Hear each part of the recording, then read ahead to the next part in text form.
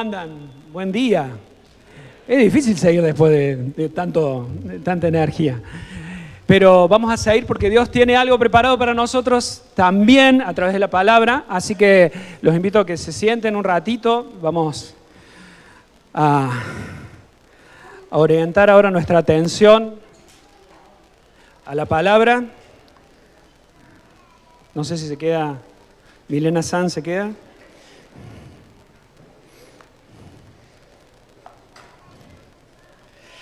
¿Cómo andan? ¿Bien? ¿Les doy una noticia buena o no tan buena? No sé. Ya pasó enero.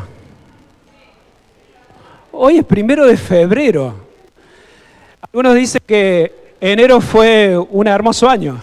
¿Verdad? ¿Qué les parece? ¿Fue un hermoso año enero? La pregunta es, ¿cómo estamos el 1 de febrero? ¿Cómo estamos con las metas, con lo que nos hemos propuesto? ¿Estamos como el 1 de febrero del año pasado? Es con un año más, alguna arruga más, alguna cana más. Es raro tener que dar vuelta así, pero bueno. 360. Llegó el 1 de febrero y no es loco pensar en decir qué hicimos en enero. No es loco pensar, ni descabellado pensar, qué hicimos con lo que nos propusimos para el año. ¿Qué metas nos habremos puesto?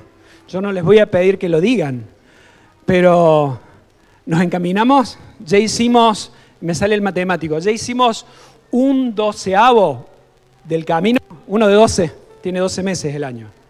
Hicimos un 12avo de ese camino para llegar a fin de año y lograr. O estamos, como decía recién, igual que febrero del año pasado, ya nos olvidamos de lo que habíamos pensado, no lo pudimos lograr y no pasó nada. Y entonces ya, como decía un conocido que era bastante poco afín al trabajo, en marzo decía ya el año está perdido. Bueno, a veces lo decimos en febrero, ya el año está perdido. Dios me ha movido a que hablemos sobre un tema que tiene continuidad con lo que la pastora trajo la semana pasada. A Dios a través de la pastora trajo la semana pasada, así que quiero contarles antes una historia. Esta historia es la historia de unos hermanos gemelos. Uno era rey, era el heredero al trono, y ese obviamente vivía en un palacio francés con todas sus... Es una historia que se cree que es verídica, con toda su pompa, no sé si en Versalles o en alguno de esos lugares, no sé si han visto alguna vez alguna serie, alguna película, alguna foto de Versalles, es una cosa impresionante, nomás que se ven las fotos, no tuve el placer de conocerlo, quizás algún día, si Dios me lo permite, lo haremos. Y se cree que este señor era el heredero al trono, León XIV. Y tenía un hermano gemelo que se cree, también porque es una historia no muy veraz, pero sí es una historia conocida, que para evitar problemas de sucesión, con problemas de dinero no había ahí, pero para evitar problemas de sucesión, el hermano gemelo lo apresan y lo ponen, según la historia más conocida, lo ponen con una máscara en una isla que era cárcel, y que para poder entrar a esa cárcel había que meterse con un botecito. Esta es una historia que se escribió en el 1840 más o menos y fue llevada al cine con el nombre de El hombre de la máscara de hierro. ¿Está bien?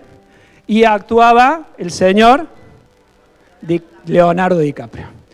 Hay versiones de esto, como una historia de Mark Twain, que es la de Príncipe Mendigo, parecida, de uno que tiene todo el poder. Bueno, ese se cree que también es verdad, la de los Tudor, y de un nene que era mendigo. Y hay otra que capaz que la pastora la haya visto, La Usurpadora. ¿Pastora vio La Usurpadora? ¿Está? La usurpadora. ¿Vieron la usurpadora alguna vez? ¿No vieron la usurpadora? Se han perdido. No.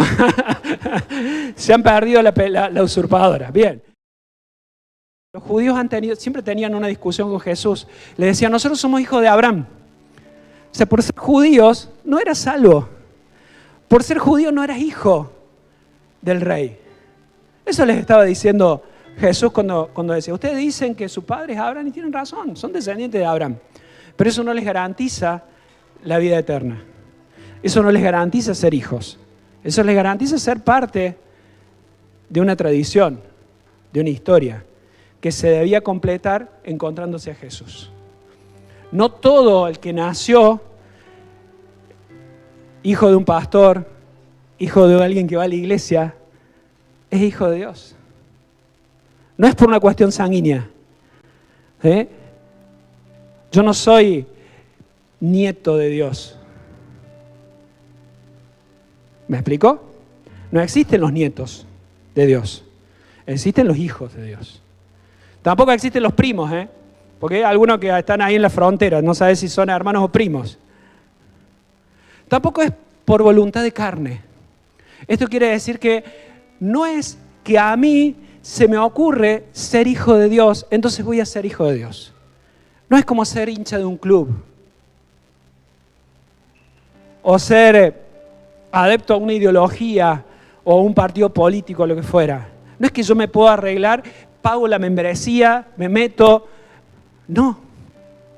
No es por mi propia voluntad. Y tampoco es por la voluntad, voy a usar la palabra que dice acá. Dice, no es por voluntad de carne, no es por mi voluntad. Ni tampoco es por la voluntad de varón. ¿Qué quiere decir esto? No porque yo quiera, mis hijos van a ser hijos de Dios. No es porque yo quiera, mi papá va a llegar al Evangelio. Mi mamá, mi esposo, mi esposa. No porque yo quiera. No es porque por voluntad, si no te voy a dar la mejor de las noticias. Es porque Dios quiere. Es porque Dios quiere hacerte su hijo. Es porque Dios quiere que vos seas un príncipe. Es porque Dios quiere que vos tengas la libertad, que vos tengas la autoridad, que vos puedas gobernar, que vos tengas, y le robo con permiso a la pastora, la imagen correcta que tenés que tener. Tenés un papá que te busca, que te buscó, que te sigue buscando si todavía te haces el duro, y quiere darte ese privilegio de llegar a ser hijo de Dios. ¿Qué pasa? Muchas veces nos encontramos como el gemelo, que vaya a saber por qué, la historia si es real o no, pero es un cuento. Nos encontramos con la máscara de hierro, separados, sin tener libertad. Y lo que tenemos que hacer es entender para dónde va la cosa. Pedro, cuando predicó, usó allá en Hechos capítulo 3, los invito a que vayamos para allá si quieren. Pedro, en Hechos capítulo 3, usó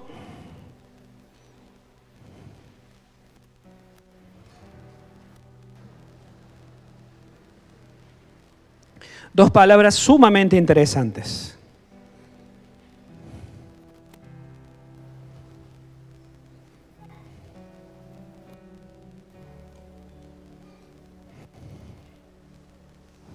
(3:19). Uno por ahí lee el Hechos capítulo 3 y dice, ¿por qué cuenta toda la historia? Porque uno dice, che, ya la conocían los judíos la historia, que los había sacado de Egipto, que los profetas, pero era parte del argumento, era parte de la prédica que había en ese momento. Y en una de las frases que usa, dice en el 19, dice, así que arrepentíos y convertidos, para que sean borrados vuestros pecados, para que vengan de la presencia del Señor tiempos de refrigerio. ¿Está bien? Dos palabras sumamente interesantes: arrepentimiento y conversión. ¿Está bien? La primera está sumamente trillada el significado, pero no viene de mal. Siempre el público se renueva, diría una señora que tiene varios años.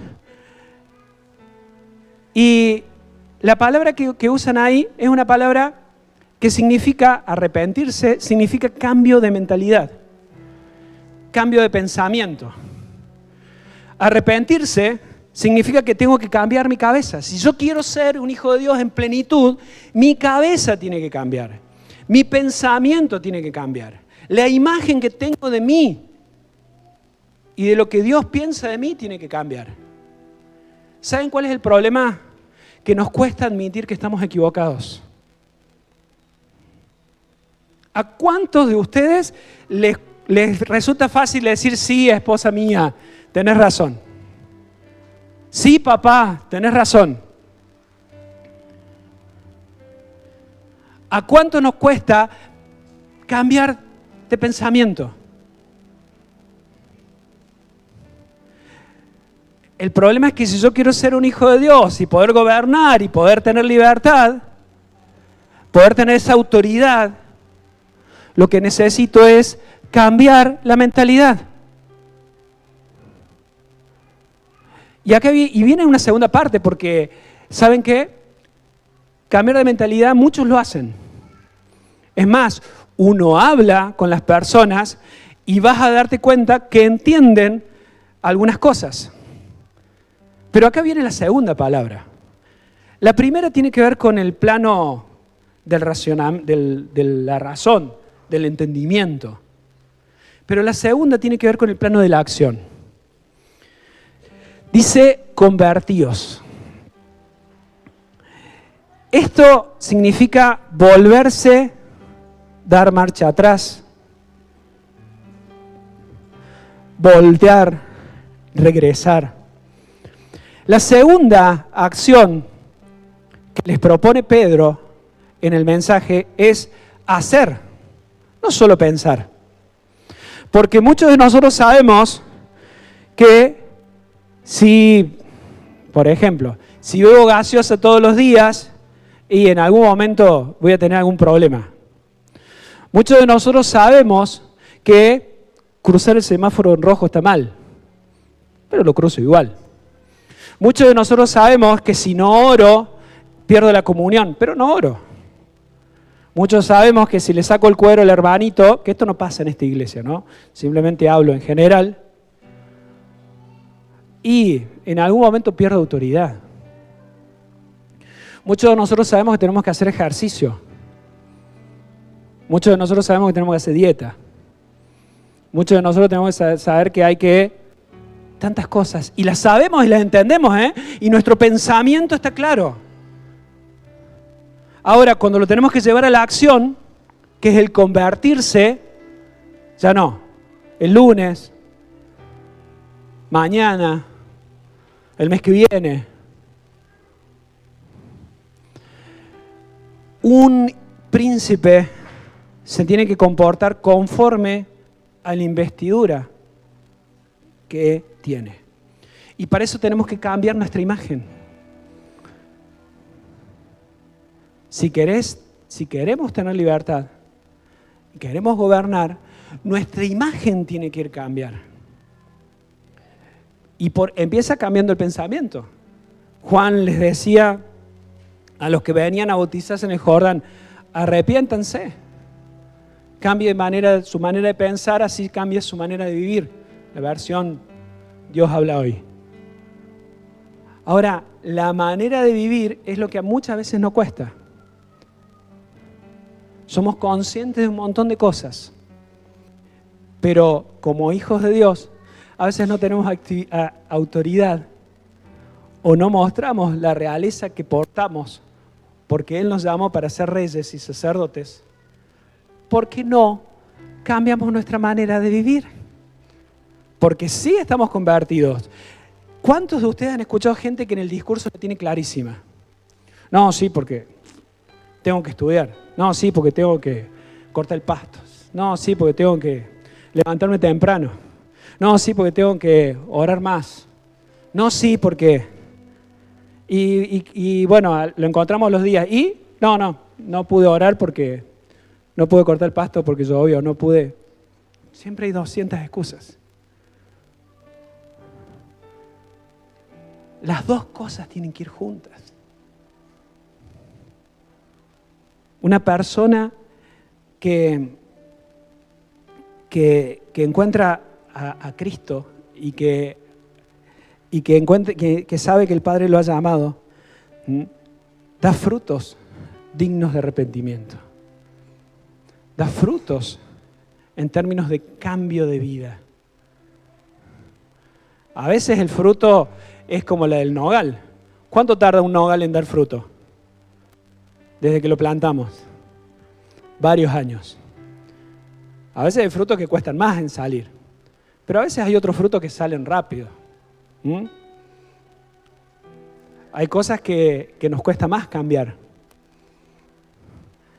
Pero nadie que esté luchando con alguna situación te va a juzgar.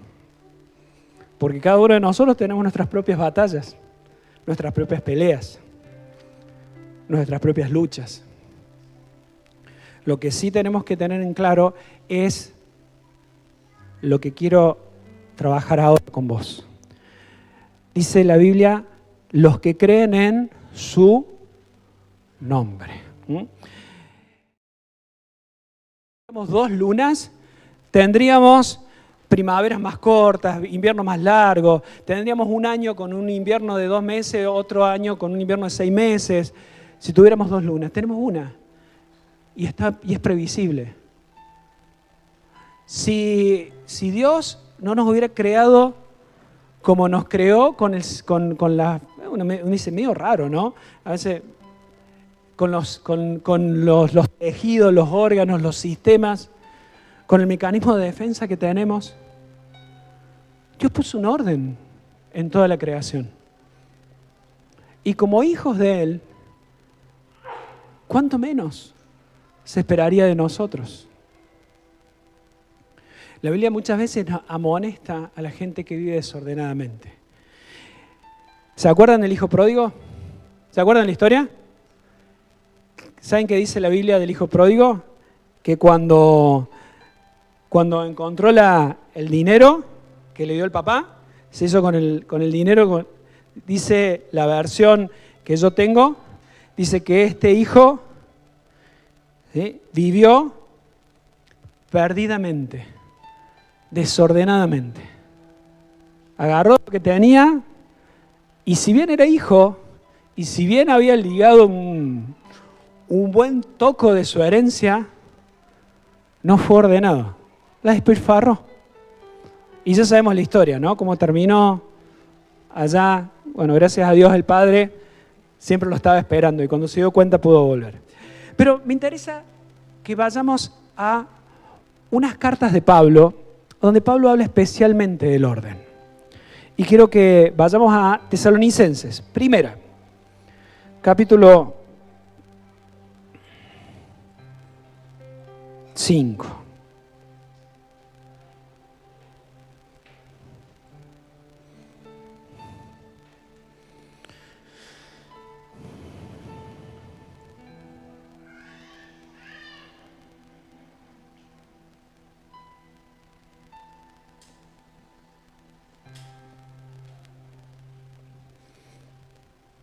¿Lo encontraron?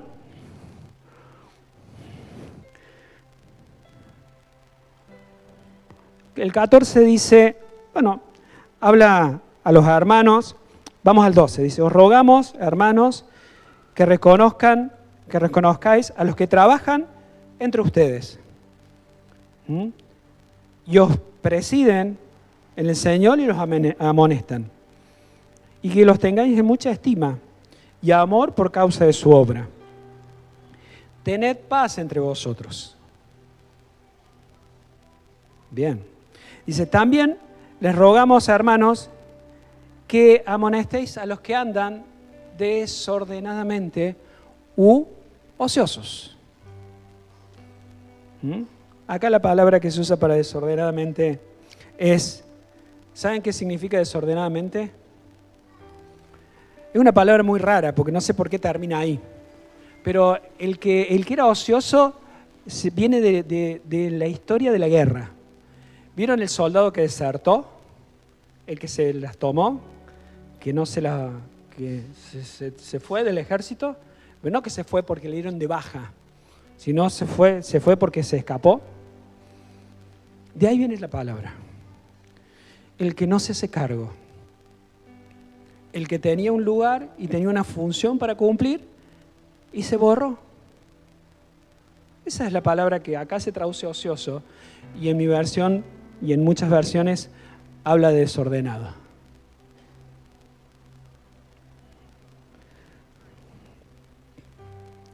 Dice a los ociosos, ¿sí?, que los alentéis, que alentéis a los de poco ánimo, que sostengáis a los débiles, que seáis pacientes con todos ellos. Vamos a la segunda de Timoteo, capítulo 3 y versículo 6.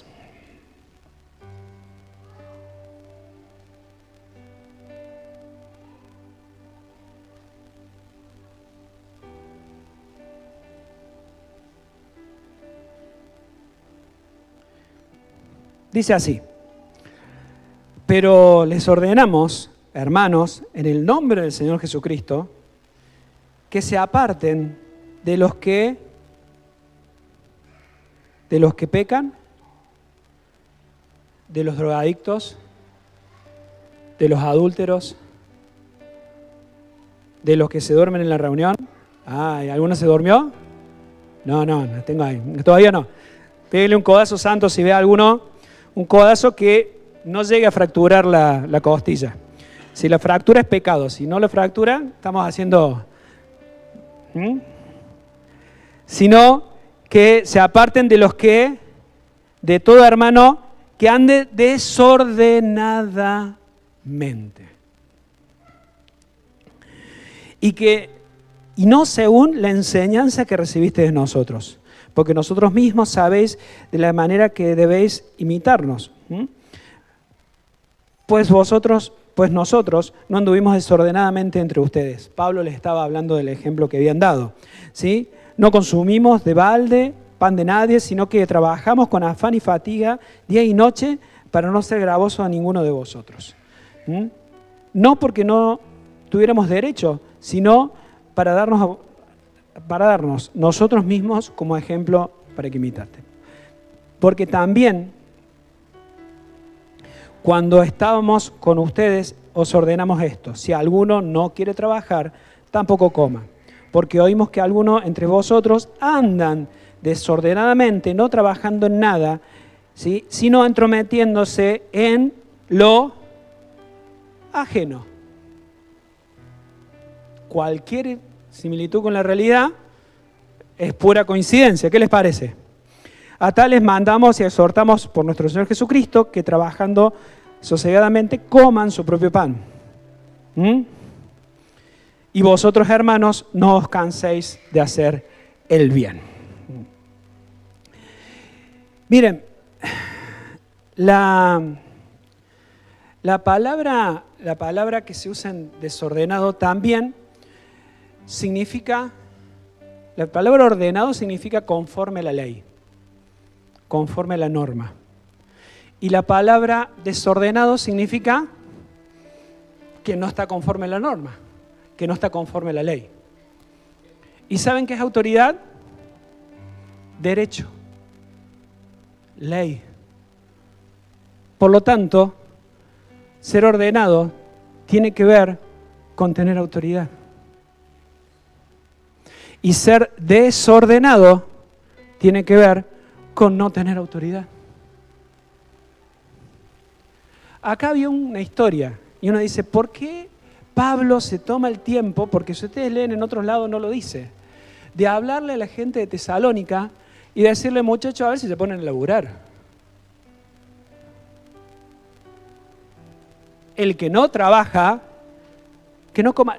Y no habla del que no busca trabajo. Está hablando del que se tiró chanta. Está hablando del ocioso. La historia es la siguiente. Los de Tesalónica eran Maranata full. Y no estoy hablando de nadie en particular. Pero ellos ya estaban con la venida del Señor al mango. Y ya viene el Señor, y ya viene el Señor, y ya viene el Señor. Ahora, muchos de esos que decían ya viene el Señor, decían, ya viene el Señor, ¿para qué me voy a preocupar? ¿Para qué voy a hacer mi casa? ¿Para qué voy a estudiar? ¿Para qué voy a comprometerme? ¿Para qué voy a trabajar? La vida es una sola, vivámosla. El problema era que estos se andaban metiendo donde no tenían que meterse. Y andaban viviendo de arriba, sacándole los recursos a otros. ¿Qué hacían? Eran desordenados. Y la pregunta es, cuando nos metemos en lugares donde no nos tenemos que meter, ¿no estamos perdiendo autoridad? Hace una prédica atrás se reía el Dani. ¿Saben? Yo les dije esto y es para que lo tengamos presente, ¿sí? Dios ha pensado las cosas de una manera perfecta y en orden. Y les preguntaba a ustedes por qué Dios creó al hombre al último de la creación. ¿Se acuerdan de esto? ¿Saben por qué? Porque a Dios no le hace falta nuestra opinión. Porque los pensamientos de Dios son superiores. ¿Saben? La iglesia de Dios es de Dios.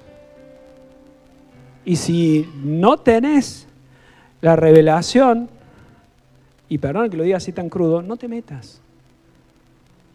Orá antes de darle una palabra. Orá antes de opinar. ¿Sabes si Dios está en esa idea? Porque es muy fácil criticar. Es muy fácil meterse. Pero cuando te metes donde no te llaman, pierdes autoridad. Tu vida se desordena. Tu vida pierde toda la bendición que tenés que tener. Porque al ser desordenado estás fuera de la ley. Y cuando estás fuera de la ley, tiene sus consecuencias. Pasa a más de la velocidad permitida al frente de la caminera. ¿Cómo te va? Anda con las luces apagadas.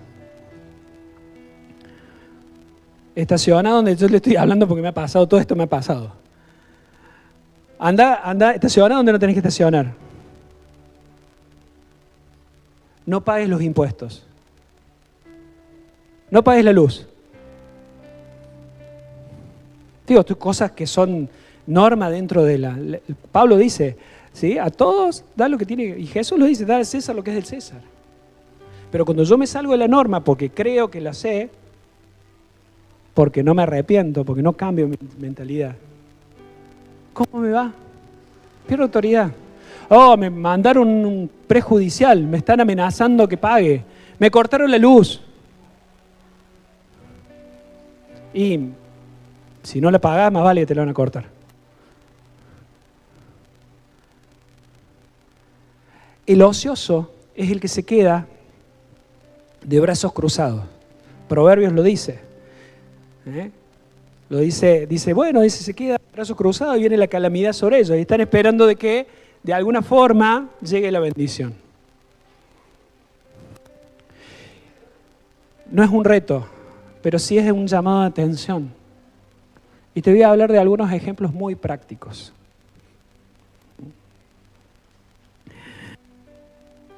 Cuando pienso en la salud, ¿sí? Y digo, quiero tener salud y quiero tener autoridad sobre mi salud, pero ¿cómo porquerías? Pierdo autoridad sobre la salud. Esto no quiere decir que eventualmente tengas una enfermedad, que sea una enfermedad, o sea, no estoy generalizando. Cuando bebes lo que no tenés que beber. Cuando no haces alguna actividad física, no sé, de última hace damas, caminá, anda en bici. Seguramente cuando vas al doctor te dice, hace alguna actividad física. No te estoy diciendo que hagas ultramaratones, Ironman. No te estoy diciendo que lo hagas, pero cuando yo sé lo que tengo que hacer y no lo hago, cuando sé que tengo que comer más saludable, cuando sé que no tengo que tomar determinadas cosas, cuando sé que tengo que hacer alguna actividad física, pierdo autoridad sobre mi salud. Porque vivo desordenadamente. Y el vivir desordenadamente hace que no tenga autoridad.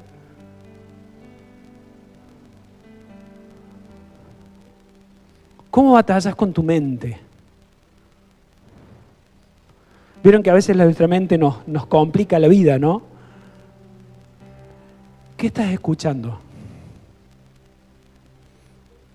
¿Qué estás escuchando? ¿Qué programas de televisión ves? ¿Qué radio escuchás? ¿Qué música escuchás? ¿Aún qué prédicas escuchás? ¿Qué mirás? Muchas veces sabemos de que la pornografía está mal. Sabemos, porque nos hemos convertido, porque nos hemos arrepentido, pero la seguimos viendo. Muchas veces sabemos que escuchar un chisme está mal, pero lo queremos escuchar porque es tentador. Muchas veces sabemos que escuchar ciertas canciones con ciertas letras, no hablemos de los ritmos, está mal. Mi esposa decía una vez, dice, esas canciones de cuartito que hablan del engaño, fue lo mejor del amor, la cabaña, las cosas así, parecen que fueran las más llamativas, pero mira el mensaje que te dan. Entonces yo quiero batallar con mi mente y ganarle a mis pensamientos, pero me sigo nutriendo de cosas desordenadas. Y cuando me meto en cosas desordenadas, pierdo autoridad. Y vamos a lo más importante. ¿Cómo está tu espiritualidad? ¿Cómo estamos con la oración? ¿Cómo estamos con la lectura? ¿Cómo estamos con la adoración? ¿Cómo estamos con nuestras ofrendas y nuestros diezmos? Porque cada vez que yo a eso le esquivo, me pongo ocioso, pierdo autoridad espiritual. Y esto no es porque se me ocurra a mí, es porque es una realidad. Pablo les hablaba a los Gálatas y les decía, no se engañen, Dios no puede ser todo lo que uno, en algún momento va a venir la cosecha. Ahora, que yo estoy mal económicamente tiene que ver con, no lo sé, pregúntale a Dios. ¿Qué tengo que aprender de esta situación? Porque yo no voy a hacer causa-efecto, porque las cosas son mucho más complicadas. Pero por lo pronto lo que me corresponde alinearme, lo tengo que hacer. En lo material. No te compres el tele de 80 pulgadas si tenés goteras en tu casa. No te compres la heladera de 4 puertas con jacuzzi al fondo si el auto no tiene frenos. ¿Se entiende lo que estoy diciendo? No te vayas a Miami de vacaciones. Miami donde están los mayas, ¿está bien? No te vayas para allá si no pagaste los impuestos. ¿Se entiende lo que estoy diciendo? No te endeudes, ordena tu vida, ordena tu economía. No te metas en una deuda si todavía no pagaste las otras. El pastor decía, tenés la naranja roja. Ordená y después va a llegar solo lo que tiene que llegar. En lo económico, en lo almático, en lo sentimental, en lo espiritual. Porque el orden te va a traer autoridad y vas a poder tener libertad y vas a poder gobernar. Vamos a poder gobernar. No se trata de ponerse ocioso de brazos cruzados y esperar que la bendición me llegue. Aún, y esto acá no lo hablamos mucho, pero lo voy a decir. ¿Saben qué dice Malaquías respecto a los diezmos? Dice, pruébenme en esto, hagan la acción, muévanse a ver si yo no voy a abrir las ventanas de los cielos y derramaré bendiciones. Pero requiere acción, requiere orden. Pablo les decía a los tesalonicenses, el que roba no robe más. No espere ahora que la suegra lo mantenga, que la mujer... No, vaya y busque laburo. Cambie la actitud. Está bien, te está mal robar, voy a trabajar. No estoy pudiendo con esto, cambio lo que escucho, cambio lo que veo. No estoy logrando espiritualmente que llegue lo que tiene que llegar. Mejoro mis tiempos de calidad de oración, de ayuno, de lectura, de adoración. Ordeno mi vida. Y eso me va a dar autoridad. Yo siempre les hablo a ustedes de proceso, porque entiendo que esto es un proceso. Y los frutos no llegan de un momento a otro, pero a su tiempo llegan. Y si son los frutos que consigo en el Señor, son frutos perdurables. Son bendición que agregan sobre mi vida, no tristeza. ¿Me explico? Y por último, quiero dejarte una idea sumamente interesante que encontré con respecto a la palabra del año. Te invito a que vayamos a Jeremías, capítulo 15 y versículo 15.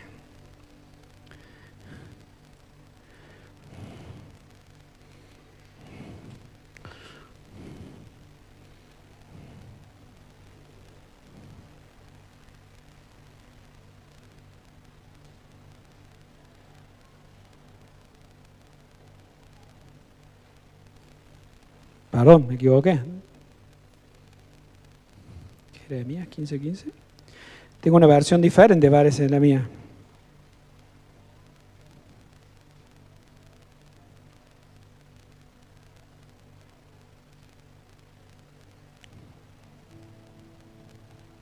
Perdón, 15:19. Ya me parecía que había notado mal. Dice así. Por tanto, dice Jehová, ¿lo tienen? 15:19 de Jeremías. Que si te convirtieres, perdón, ¿qué era convertirse? Cambiar las acciones, gente. Las acciones, hermano. Si te convirtieres, ¿saben que el pueblo de Israel tenía la letra clarísima? Sabía todo lo que era correcto. Ahora, ¿su problema dónde estaba? En la acción. Sabía que el único Dios verdadero era Dios. Era Jehová, era Adonai. Ahora sus acciones demostraban otra cosa. Dice, si te convirtieres, yo te restauraré, ¿sí? Y delante de mí estarás. Y si entresacares lo precioso, serás como, conviértanse ellos a ti y tú no te conviertas a ellos. Por último, fíjense qué interesante esto, ¿no? Ahora, lo que les estaba diciendo Dios a los israelitas, a los judíos, porque ya no estaban todo el pueblo de Israel, porque Jeremías estaba todavía con el pueblo justo antes de que se vaya a la cautividad de Babilonia, les estaba diciendo, muchachos, ustedes la saben, pero se tienen que convertir. Tienen que voltearse, tienen que cambiar de sentido. Porque si vos te das vuelta y cambian tus acciones, ya entendiendo, ¿no?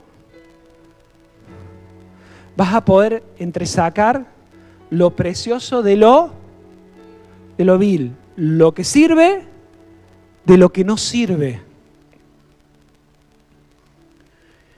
Y vas a ser como mi boca. ¿Saben con quién creó Dios todas las cosas? Con su boca, con su palabra.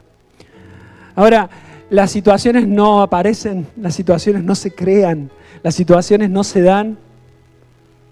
Revisemos qué estamos haciendo, en qué estamos siendo desordenados. Yo, primero,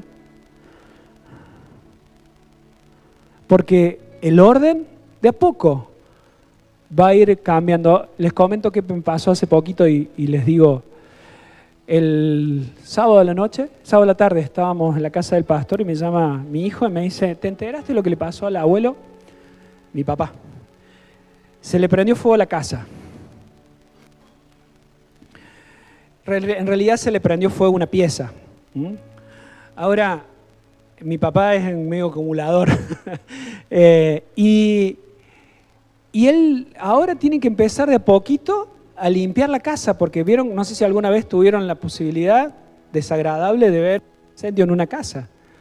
Por más que se haga en un solo lugar, el tizne mancha todo. Y ahora de poquito mi papá tiene que empezar a limpiar la pieza donde se prendió fuego, ya la limpió, todavía tiene que sacar un montón de tizne, y después el baño, y después el pasillo, y después la cocina, y después el comedor. Hoy lo fui a llevar porque se iba de viaje, y entré a la mañana, todavía hay olor, hace una semana, ventilada la casa y todo por el estilo. Ahora él tiene que empezar a sacar y a limpiar, es un proceso. La casa obviamente tiene que quedar mejor. Esperemos. ¿Ah?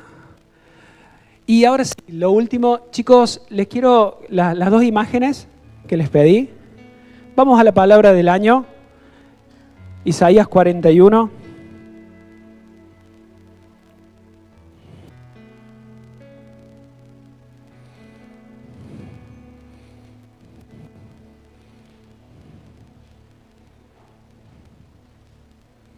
(41:15) o 14 si quieren.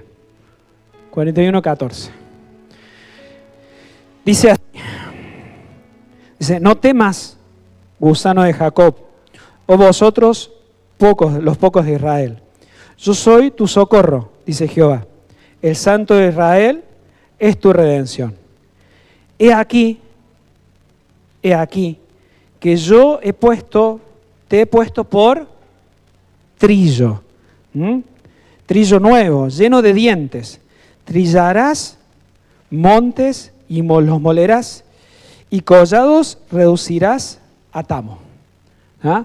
La pastora la otra vez nos mostraba una trilladora moderna, yo tengo una trilladora vieja, yo soy más retro. ¿Está? ¿Lo tienen ahí? Miren. ¿Está? En realidad busqué con bueyes porque las imágenes que hay son de caballos. Pero la Biblia dice, no podrás bozar el buey que trilla, porque los bueyes, mientras trillaban, comían. ¿Está bien? Por eso les decía que no trillaran. Entonces, ¿qué hacía? Había un señor ahí que se sentaba como en un trono, he visto otros que son más estilo trineos, así más bajitos, y con eso que tenía como puntas de piedra o puntas de metal, pasaban arriba del trigo o de la planta, que era el tamo, era la planta, con la semilla. Entonces, ¿qué hacía ese elemento, esa herramienta? Separaba lo precioso de lo vil. Separaba lo que servía, que era el grano, de lo que no servía, que era el tallo. De hecho, Jesús dice, las plantas que no sirven son destinadas a quemarse. ¿Está? ¿Es así o no? Las ramas que no sirven son destinadas a quemarse. Y a quemarse sin utilidad, no calientan nada. Ahora, ese era el primer proceso.